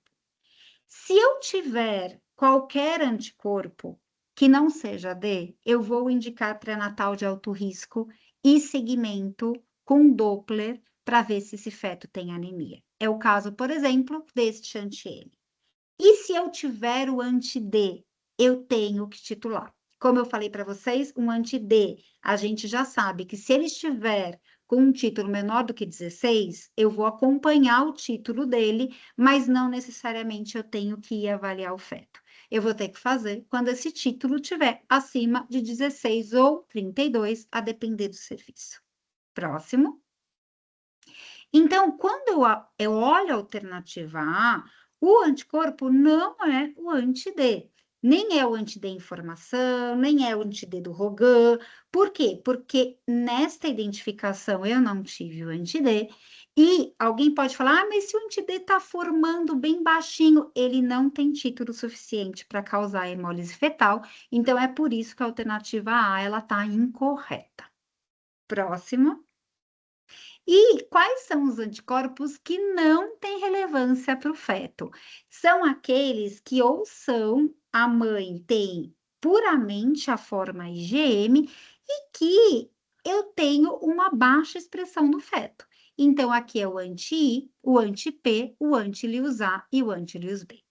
O anti-Lius-A e o anti-Lius-B são a maior causa de susto que a gente tem em gestante, porque eles podem ter ocorrência natural. O anticorpo, ele é primordialmente de classe IgM quando ele acontece, ele pode ser mistura muito raramente, na maior parte das vezes ele é só IgM, e o feto, ele é Lius-A e B negativo. Então, eu não tenho por que me preocupar, mas quando ele vem na identificação, é algo que às vezes as pessoas assustam, falam, nossa, tem um Lius-A, será que é isso que vai justificar? Como que eu oriento essa gestante? E aqui é enfático, isso não tem risco de anemia fetal na sua gestação. Pode passar. E é por isso que o anti-Lius-A aqui, apesar de sim ter ocorrência natural, ele não está relacionado à doença hemolítica do feto e do recém-nascido, muito menos a casos que sejam muito graves, porque a expressão, a quantidade de açúcar que eu tenho Lewis no feto é muito, muito baixa. Pode passar? E a doença hemolítica do feto e do recém-nascido, que não é por RHD, é muito importante que vocês sempre lembrem, porque isso também pode aparecer em prova, que não necessariamente eu tenho uma hemólise muito importante. No caso do anti-Kel, do anti-M, do anti-Gerbich, eu tenho uma correlação que é fraca entre título e gravidade e eu não tenho tanta hemólise. Eu tenho mais uma atuação na supressão da eritropoiese fetal. E é por isso que, nos papers mais recentes, eles sugerem trocar o termo doença hemolítica do feto do recém-nascido para anemia do feto do recém-nascido. Porque, por exemplo, quando eu vejo um feto que nasceu com anemia por conta de anti-Kel, ele não tem uma bilirrubina tão alta quanto eu tenho, por exemplo, no anti-D. Mas eu tenho uma anemia que é desproporcionalmente baixa, porque a ação desses anticorpos está relacionado quer com a destruição dos precursores eritroides, por lise mesmo na medula, ou por indução de apoptose. Então, é por isso que, por exemplo, antigamente a gente puncionava a barriga da gestante e quantificava a bilirrubina. Isso não existe mais. Por quê? Porque eu sei que eu tenho anticorpos que não vão levar à hiperbilirrubinemia. E isso não quer dizer que não estejam justificando a anemia fetal. Próximo. E lembrando que toda vez que eu tenho um anticorpo, a primeira coisa que eu vou é procurar no pai a presença daquele antígeno. No caso do anti-D, isso vai ser de pouca valia, porque a maior parte da nossa população é RHD positiva. Então, o que eu vou fazer é buscar o DNA fetal para ver se esse feto é positivo ou negativo. Mas para os outros antígenos eritrocitários, a primeira coisa que eu vou ver é se o pai tem um antígeno, porque se o pai não tiver, aí o feto não tem risco de ter complicação por isso, desde que o pai seja o pai. Então, por exemplo, se eu tenho um antiquel na mãe, eu vou olhar para ver se o pai é QEL positivo, porque se o pai for QEL negativo, esse feto não vai ter risco de ter anemia fetal. E se eu tiver, por exemplo, um pai que seja M negativo, é a mesma coisa nesse caso. Pode passar. E como que eu vou manejar um quadro de doença hemolítica do feto recém-nascido? É monitorar o feto com Doppler. Então, eu calculo a velocidade de fluxo de artéria cerebral média, e quando ele aumenta, eu vou indicar a transfusão intrauterina. Então, no momento que eu faço a transfusão intrauterina, eu coleto uma amostra e faço a transfusão, e aí já nessa amostra a gente já vê o quanto que estava a hemoglobina, e a gente já consegue recuperar o anticorpo para selar que aquilo lá era uma doença hemolítica do feto do recém-nascido. E pós-nascimento, hoje a gente tem uma evolução muito grande da fototerapia, então praticamente não se faz quase sanguínea e transfusão, é raro. Então a fototerapia ela dá conta da maior parte dos casos, principalmente se a gente diagnosticou precoce e já vem manejando o feto com transfusão intrauterina. Mas lembrando que quando o mecanismo ele é por supressão à eritropoiese, entra o papel da eritropoetina no pós-natal. Então, por exemplo, fetos que são acometidos pelo anti-QEL ou eventualmente até pelo anti-M, se a anemia ela é desproporcionalmente intensa em relação à bilirrubina, a gente pode indicar sim o uso da eritropoetina para fazer com que esses fetos eles se recuperem mais rápido. Lembrando que esses anticorpos ainda vão permanecer um tempo na circulação fetal, mas cada vez menos. Então, cada vez eles vão sendo depurados. Então, o período pós-natal imediato é sempre o pior. Próximo. Era isso. Muito, muito obrigada. Obrigado, doutora Carla, pela sua apresentação. A gente percebe aí pela apresentação dela que a doutora Carla conhece muito de hematologia, e realmente essa questão foi um pouco difícil, né, Carla? Realmente Fui eu que mantive. fiz, então eu não podia nem... A hora que eu vi, fui eu que tinha feito ela, e aí, a hora que eu falei, nossa, deu dúvida, né? Vamos lá destrinchar ela. Mas é importante, porque o anti-M, apesar de não ser muito frequente, tem essa particularidade, que é uma IgM que tem um componente IgG e passa a placenta e pode causar a doença hemolítica fetal, né? Então, realmente é bom levantar essa bola, porque muitas vezes o hematologista recebe uma gestante já com uma doença hemolítica e não sabe como avaliar e pensar nessas opções, né? Todo mundo só pensa no RH, que é o mais, Só no logicamente, RH. que seria o mais frequente da gente pensar, mas também tem essas outras opções, principalmente o anti-M, que a gente acaba esquecendo na nossa prática clínica, né? Muito bem. Bom, eu quero agradecer, então, a apresentação de todos os professores, né, professora Paula, professora Arthur, doutora Carla, e vamos abrir, então, para convidá-los a abrir suas câmeras aí, então, para poder participar da discussão final. Eu não sei se tem alguma pergunta no chat. Por enquanto, acho que não. Enquanto o povo cria coragem, então, eu vou fazer algumas perguntas aqui. Então, primeiramente, para a doutora Paula. Quando a gente tem em frente um paciente com diagnóstico de hemocromatose, né, a gente sempre acaba esquecendo de orientar o paciente a ter alguma restrição de dieta, né, porque pode ser ricas em ferro. A gente tem tido muito alimento enriquecido com ferro, principalmente para criança, por exemplo. E se existiria mais alguma orientação a respeito, e quando é que você utilizaria o quelante de ferro como opção terapêutica para esses casos? Obrigada pela pergunta, doutor Denis. o impacto da dieta no tratamento dos pacientes com hemocromatose, ele acaba sendo muito limitado, porque a quantidade de ferro que a gente restringe na dieta, muitas vezes acaba cursando com outras deficiências nutricionais.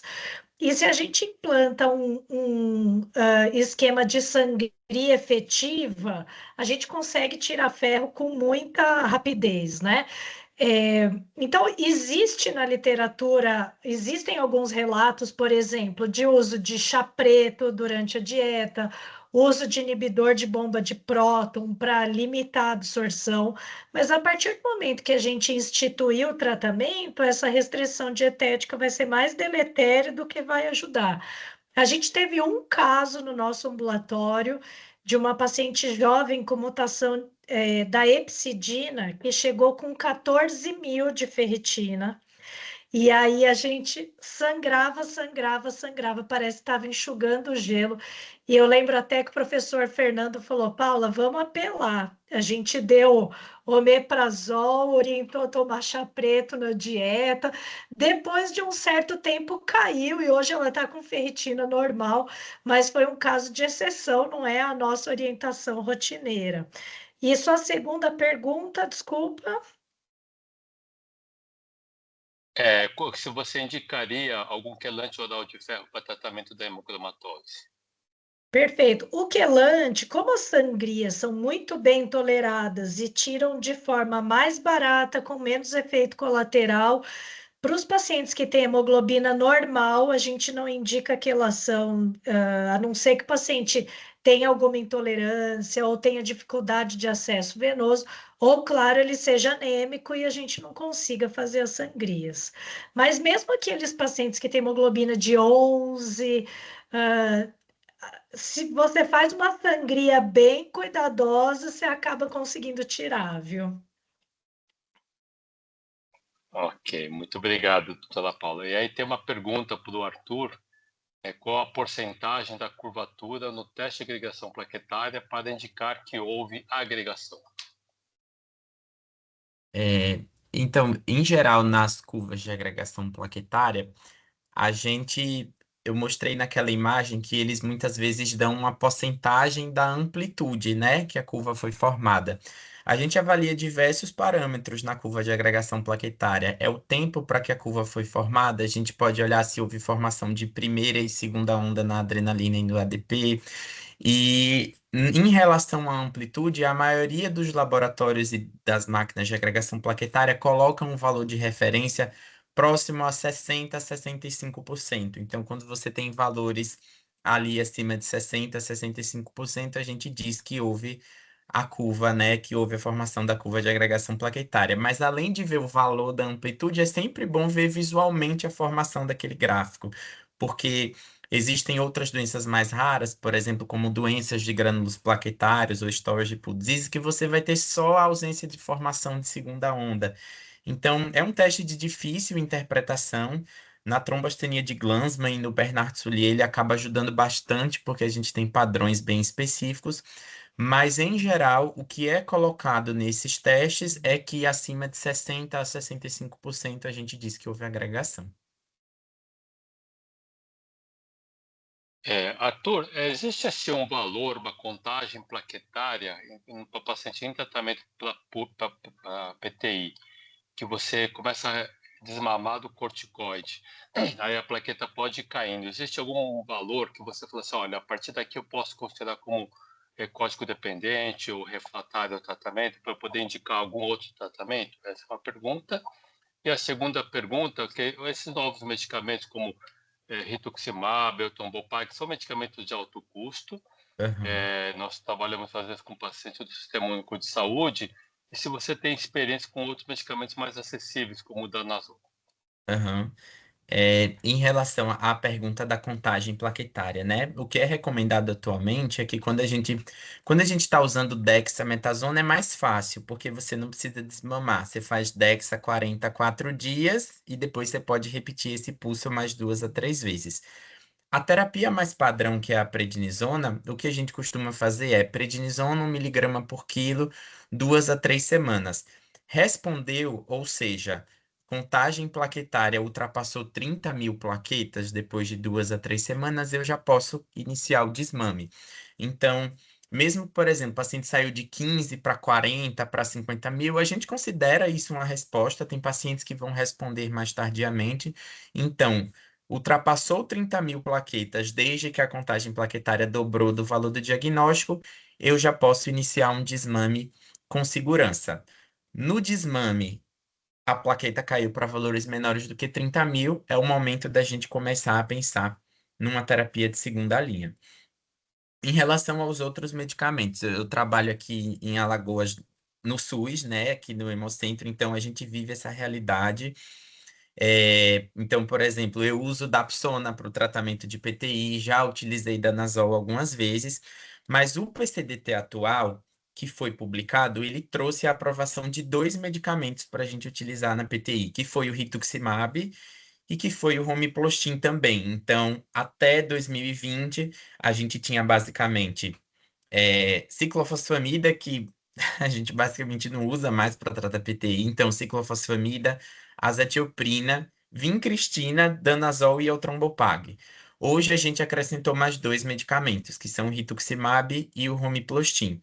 Eles estão em fase de precificação, mas a gente tem uma expectativa que provavelmente até o final desse ano eles vão entrar ali nas CEAFs, nas farmácias de alto custo, para a gente conseguir utilizar no SUS também. Foi uma vitória muito grande, né? Porque a gente tinha muito pouco, a gente só tinha um agonista e agora a gente tem 2 medicamentos bem validados em ensaios clínicos, que são o rituximab e o romiplostim. Ok, o pessoal ainda está com vergonha de fazer pergunta, ainda vai sobrar para mim continuar fazendo as perguntas. Doutora Carla, a pessoa acho que navegou muito bem sobre todas as causas de doença hemolítica do recém-nascido, e ela citou um tema, acho que até caiu em prova de residência recente, que é a história do anti-G. Né? Tem um anti-G que causou muita dúvida no pessoal, seria o anti-G, que seria todo paciente que tem o D, que é o preditor do RH positivo, mais o anticesão. Isso. Ele tem um comportamento parecido ou ele é a somatória dos dois? E aí, assim, qual realmente a sua relação com a doença hemolítica do recém-nascido? A gente tem o anti-G, ele está presente em eritrócitos que são D positivo ou C grande positivo, mas ele é um antígeno ele mesmo. Então, na verdade, não é que ele pega uma parte do outro, ele por si só é um antígeno. Então, ele é um antígeno que, quando aparece no painel um anticorpo direcionado para ele aparece como um anti-D mais C. E tudo bem, na nossa vida, a gente ficar com esse D mais C. A única situação em que eu sou obrigada a fazer a diferenciação é numa gestante ou numa mulher em idade fértil que esteja querendo engravidar. Por quê? Porque esse anti-G, ele pode ser, por exemplo, o D mais C, ele pode só ser um anti-G com um anti-C grande. E aí essa mulher não tem o D. E ela tem que fazer profilaxia. Agora, o anti-G, ele é um anticorpo de classe IgG. Se eu tiver só um anti-G, ele pode passar a barreira placentária? Pode. Ele pode sensibilizar eritrócito? Pode. Ele vai causar uma anemia muito importante? Na maior parte das vezes, não. Então, assim, a maior parte das vezes você tem o D com capacidade de hemólise muito grande, o C grande já com bem menos e o G com menos.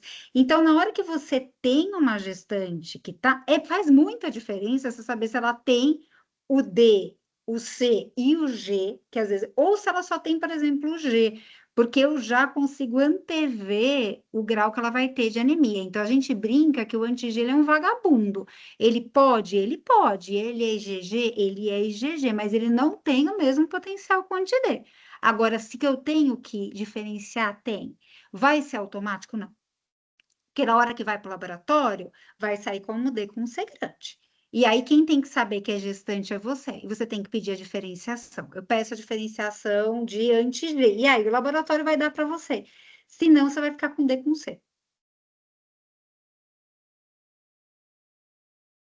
Ok. Alguém tem mais alguma pergunta? Paula também. Arthur pode fazer uma pergunta para a Carla. diante para tirar algumas dúvidas. Eu estava suando frio para ver se eu ia acertar as questões, gente. Tô ficando velha, viu? Eu também. Já não é mais para nós, né, Carlos? A gente fazer a Não, prova. não. Já Eu acho passamos que a é, nossa fase.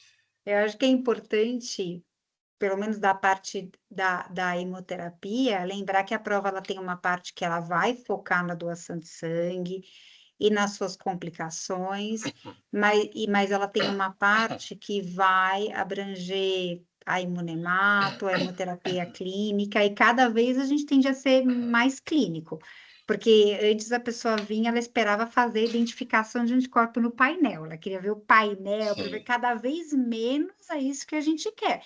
A gente quer sabendo, diante de um resultado, o que você vai fazer com o paciente em termos transfusionais e gestante, porque isso é quase um mito. Ele chega no laboratório, me deixa ver todos os painéis que eu quero identificar tudo.